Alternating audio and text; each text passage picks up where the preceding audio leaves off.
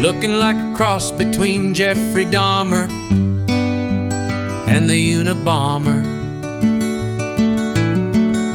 You ever wanna knock John down a peg? Ask him how he shot himself in the leg.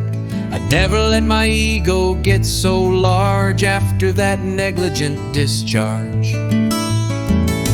We all knew how you got Boss Judy. You let that fruity snoot near your booty, and right after you offered up your ear, the only talent you had was to disappear.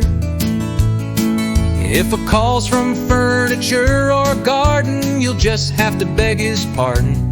He's on his way up the stairs, spending all day in housewares, 'cause the only thing he cares about is having affairs.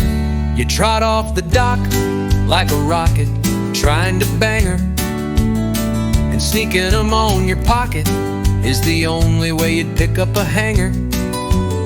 He tried to cheat on Mandy with every girl he'd see, from A. Ferrari and to Mackenzie. It hurt his reputation when he caused a situation by waiting 4 months to sign my vacation application. There was no warning for what came next. At 3 in the morning, he sent a text. Once again, he did nothing last night, but that's not what incited the fight. Right at the end of the week, when there was still no schedule in sight, with pure delight, he'd tell us to sit tight. It wasn't only Harry that would say, but it's Saturday. Then he'd speed off to Desmond for weed, then read the lead, succeeded in recording every misdeed, telling us we need to leave, and we all agreed and flee. Then we heard where you peed, why'd you have to breathe? Then Pete went ahead and cheated on his wife with a girl that looked like the local wildlife. Throw on a saddle for you straddle that cattle, you prattle and self-tattle that you made the ceiling rattle.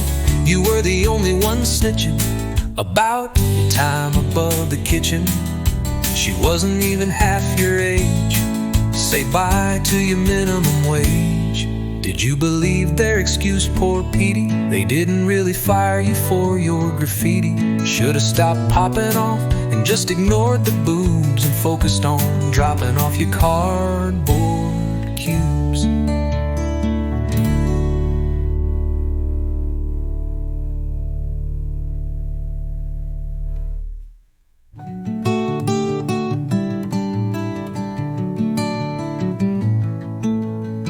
She wasn't even half your age.